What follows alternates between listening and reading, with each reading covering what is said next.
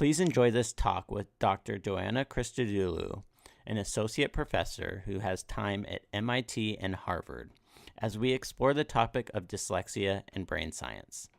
We want to thank Edison High School for providing the space for today's talk, and Maureen, who's been amazing at getting our technology all set up, so thank you. And welcome everyone. We're here with Dr.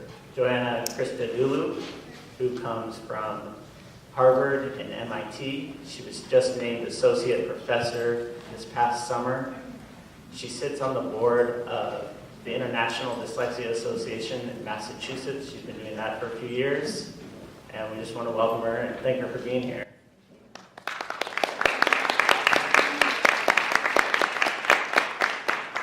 With all your work, can you tell us what's most rewarding about the field and the study that you're doing, being in education, in brain science? What do you find most rewarding? Okay.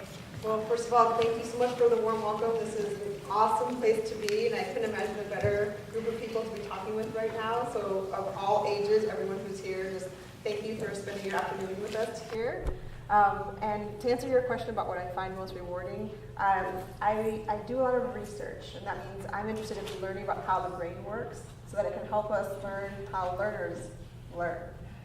So the most gratifying thing about the work that I do is to find ways to help people every day in their classrooms feel like they have access to information and can learn in ways that are fun, engaging, and really fulfilling. Okay, so I'm gonna challenge you here. I remember being in the classroom and seeing a worksheet and looking at this worksheet with a blank face and not really understanding it, and then looking at my peers who seem to be running wild with it and being able to create work, and I'm sitting there kind of dumbfounded, not knowing, and I've had this feeling like I'm just dumb and stupid in the classroom. But everything that we hear about dyslexia is that it doesn't affect the intelligence. Can you explain what's going on in that scenario?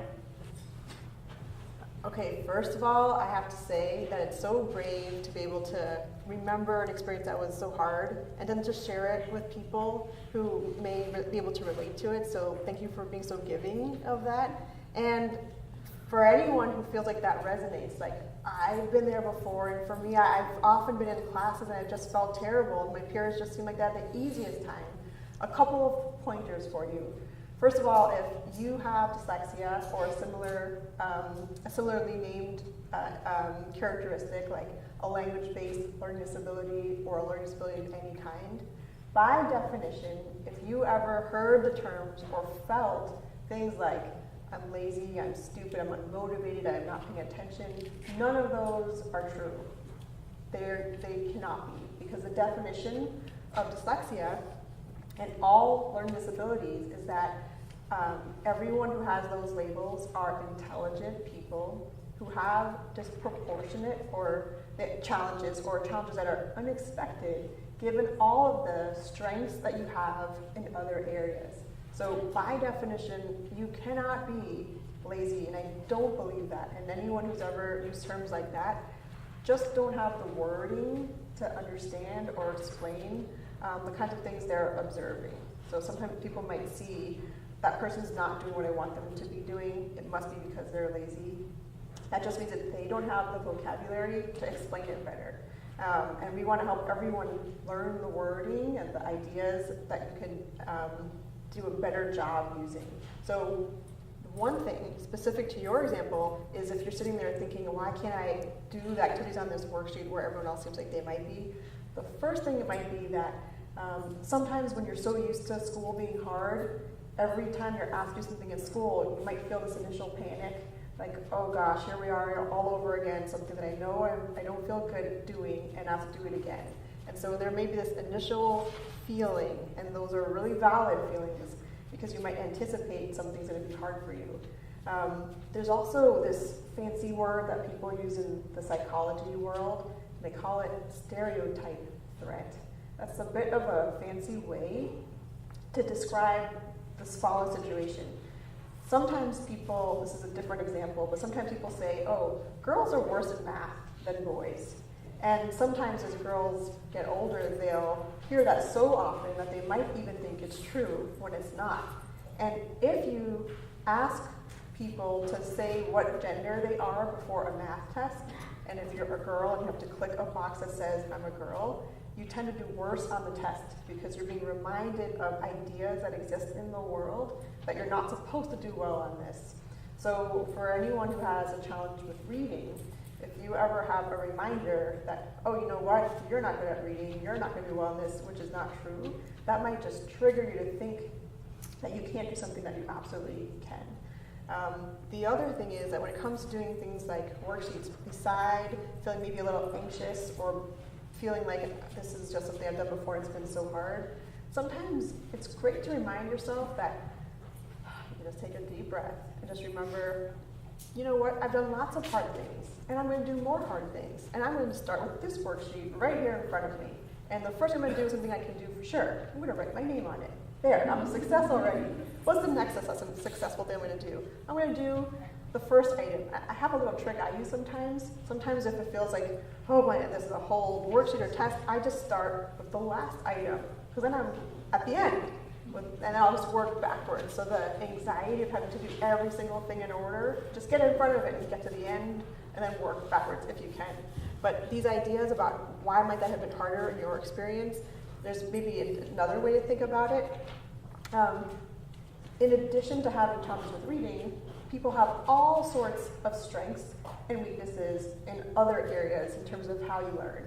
And sometimes for some people it might be a challenge in organizing information or keeping in mind the directions. And each of us, the best thing we can do is learn about what kind of learner am I and what things help me learn and what things make it harder. And for those areas that are harder, I'm going to work with my teachers and my parents and whoever else is in my world, think about how to make them easier. So if one part is I keep running the directions, then I'll have to have a plan to go back and just checklist each one to make sure I get through it. And if it's organizing, then I have to have strategies to help myself get there. But every single person has strengths, and every single person has areas that may not be as strong. And the best thing we could do is for each of ourselves, just understand who are we as learners, so we know where our strengths are and how to help ourselves in areas that are vulnerable, that are not as strong. Wow. That's a big answer to would seem like a simple question, but there's so many layers to the whole thing. You know, I look at how I train for running, and I always heard, you know, Mondays are hard, Tuesdays, you know, Monday's the start of a week. But when you start to give those purpose, each day having a purpose in training, you get excited to like approach it. And I think that's some of the things you're saying is if the worksheet becomes more of a game, if you think, okay, get my name on the paper, get one thing right, get another thing right, and just focus on that, you can kind of debunk some of the stereotypes that are occurring. Can we talk about accommodations? You know, we hear so much about accommodations, whether it's a fair practice or whether it's necessary. And I remember as a student where time was a really big deal to me. Like to have extra time on a test was so crucial. I remember needing the time to reread the questions maybe 2, 3, 4 times, and then processing what it was actually asking, and then being able to take what was in my brain and put it down on paper. And it was a long, tedious process, but with extra time, I could do it. Is accommodations fair? And what's going on in the brain why does extra time seem to help in this situation?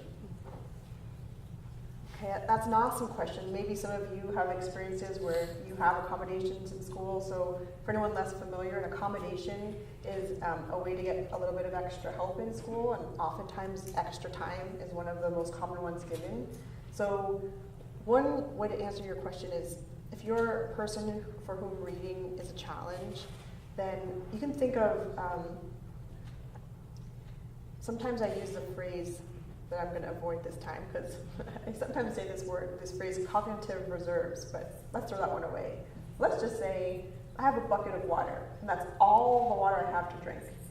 And if I drink it all at once because I'm thirsty at the beginning of my run, I'm not going to have anything left over for halfway through the run or at the end of the run. So I have to strategize and say, you know what, I need to pace myself and use this energy, whatever it is, Gatorade or water or whatever it is, and I have to pace myself through because I have a long marathon ahead.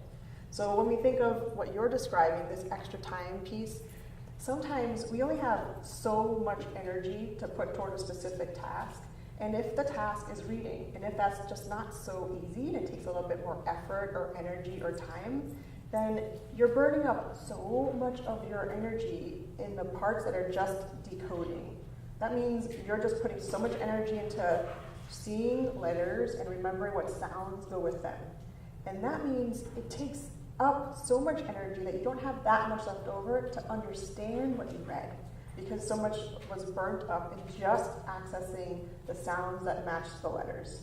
So in cases like that, extra time is a huge asset, because the first time through, you can just map the sounds and the letters together and here, so you can decode or you can read it. But reading doesn't mean understanding. So the next time through, you might read it again and kind of remember, oh yeah, that word said this, because I remember what the sounds go with the letters, and I can start understanding it.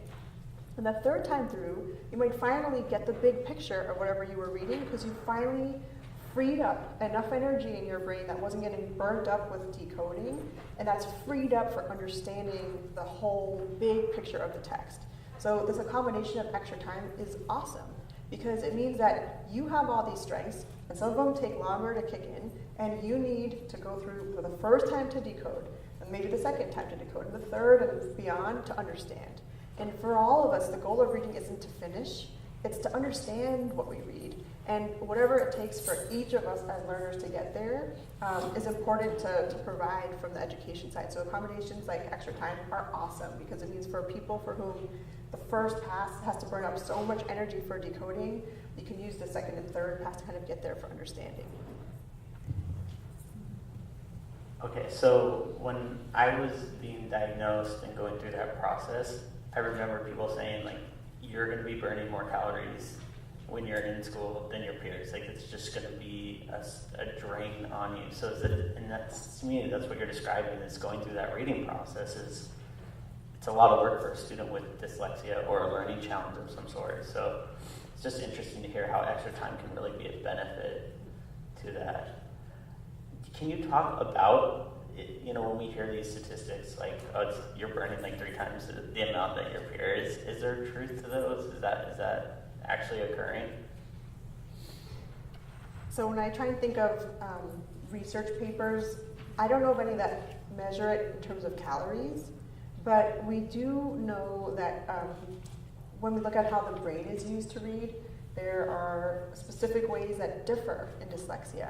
And one of the features is that in our frontal lobe, which is right behind our forehead, we rely on that frontal part of our brain for a lot of things that require extra attention or extra effort or more skills that we sometimes call executive functioning. That includes, like, how do we plan and organize and work toward a goal?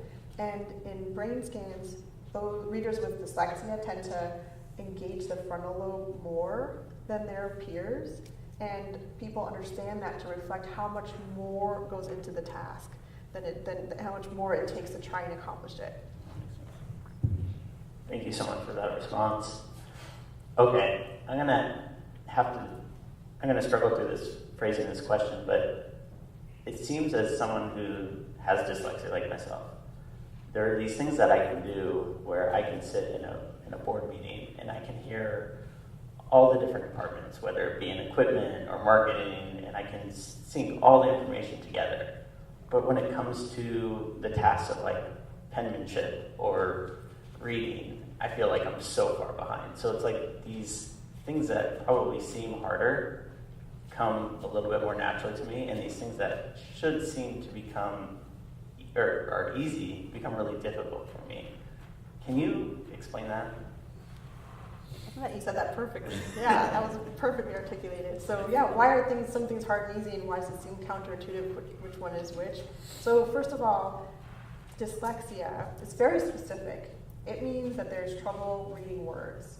And that trouble can look like you might make errors, like the word said dog, but maybe you read bog, or it might be slow. So you might read fine in terms of the sounds that you're attaching to the letters, but it's really taking so much effort to remember what sounds go with which letters. So you might just be reading accurately, but it just takes a long time to get it out.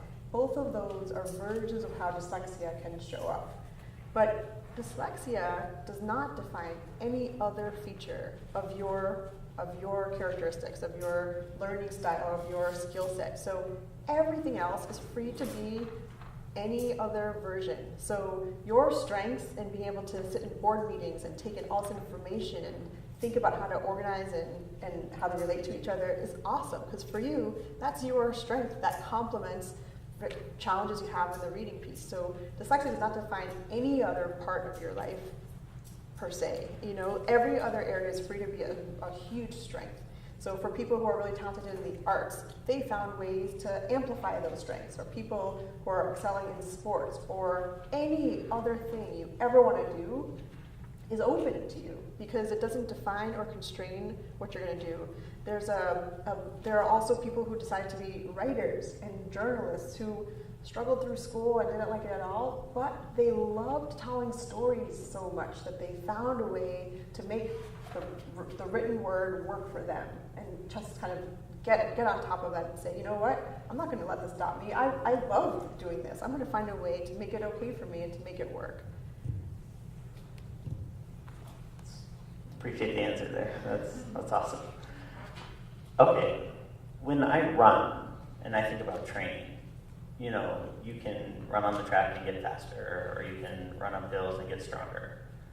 And I look back and I draw the parallel with my educational experience. And I had tutors, one in the room, growing up, a lot of tutors, a lot of time in the classroom. It seemed that maybe during the time I wasn't getting stronger, it felt like I was actually getting weaker. But then years later, the skills that I was being taught seemed to actually come into play, and I was able to use an outline. I didn't know what an outline was when I was in school, but in college I'm able to apply it, and I'm able to start writing papers, and not being able to form a sentence. Years later now I'm forming paragraphs.